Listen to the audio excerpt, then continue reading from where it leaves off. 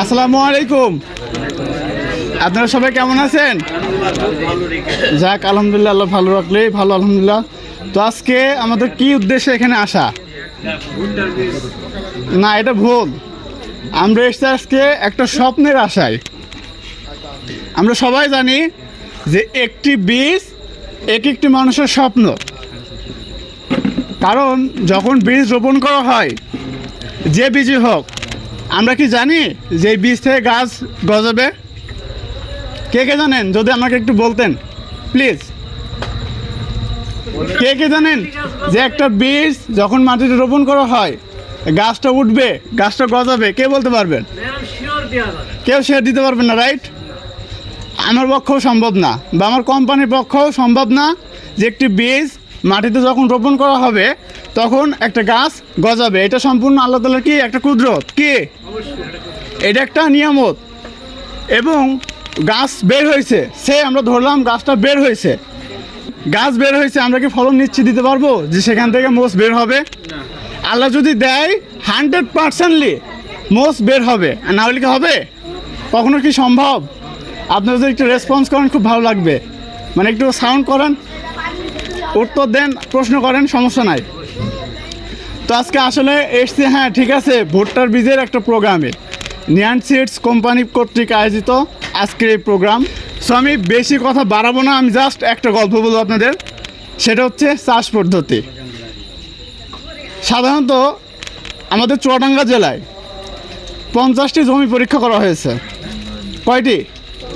50টি জমি পরীক্ষা করা হয়েছে। তার ভিতরে 47টি জমির ভিতরে ফসফরাসের পরিমাণটা বেশি পেয়েছে। ফসফরাসের পরিমাণটা সব থেকে বেশি। আর 3টা জমি, ওই 3টা জমিতে পারফেক্ট ছিল।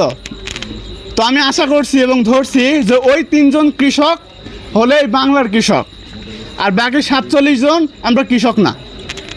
আপনাদের প্রশ্ন থাকতে পারে কেন? আমরা তো বিভিন্ন প্রকারের সার ব্যবহার করি, প্রশ্ন থাকতে পারে না? তো সর্বপ্রথম মাটি শোধন করা। আমরা কখনো মাটি শোধন করেছি? মাটিতে আমরা কি ফসফরাস, অ্যামোনিয়াম ফসফরাস, বেশিরভাগ টিএসপি ডিএপি দিয়ে মাটি নষ্ট করে ফেলাইছি, তাই না? কিন্তু আমরা কি জানি যে এর ব্যতীত মাটি শোধন করা অনেক কিছু আছে? আমরা কি জানি? জানি না। আমরা শুধু চাষই করি, বীজটা রোপণ করি, আমরা আশা করি কি 60 মণ ফলন হবে, রাইট? কিন্তু এই 60 মণ ফলন আশা করছি, বাট এখান থেকে পরিচর্যা কি আছে, শোধন কি আছে, মাটি আমার প্রস্তুতি আছে কিনা, মাটির পিএইচ নিয়ন্ত্রণ আছে কিনা, আমরা কিন্তু কিচ্ছু জানি না। জানি? আমরা জানি না। তারপরও আমরা করি কি যে আমাদের 60 মণ ফলন আসবে, এই বীজটা আমরা কিনবো, 60 মণ ফলন হবে।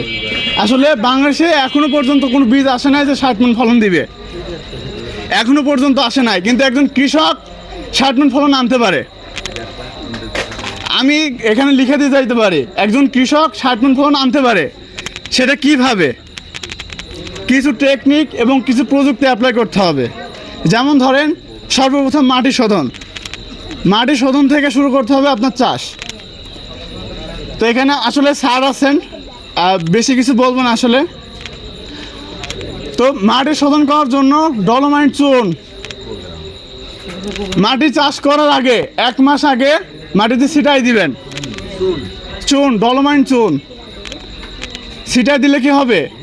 মাটির যে পয়জন আছে, পয়জনটা বের করে দিবে, মুক্ত হয়ে যাবে। চুন কিন্তু একটা অ্যাসিড না? চুন খাইলে গাল পড়ে না?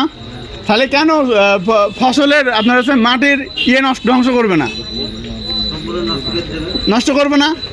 করবে তো, করবে। এবার আসেন, চাষ দিলেন, প্রথমত আঁকড়া, তাই তো নাকি? আঁকড়া দিয়ে কি করেন? জমিটা আলগা করে নেন, তারপর কি করেন? লোটার দিয়ে বীজ বপন করেন। কিন্তু এর ভিতরেও কিছু কিন্তু থাকে, কিছু রহস্য আছে, সেগুলো অ্যাপ্লাই করতে হবে। যেমন মনে করেন টিএসপি অ্যাভেলেবল দিচ্ছেন আপনারা, একটু হার কমান। জৈব সার পার বিঘাতে 1 টন, পার বিঘাতে কত টন? এটা আসতে পারেন যে জৈব সার কিনতে গেলে তো ফকির হয়ে যাব। বাড়িতে গরু পালেন না? কতজন পারেন? প্রায় লোকের পারেন না? তো গরু যখন চাষ করেন সেই গোবরগুলা এক জায়গায় করে রাখেন না? ওইটা আপনি জমিতে ছিটাই দিতে পারেন না? কতটুকু সময় লাগে বলেন? কেন এই যে গোবর সারটা দিলে কি হবে? আপনার সারের ঘাটতি একটু কমবে না? কমবে? তাহলে আমরা কেন দিই না? গরু পালার পরও আমরা দিই না কিসের জন্য? আচ্ছা আমি খুব বেশিক্ষণ বাড়াবো না হয়তো,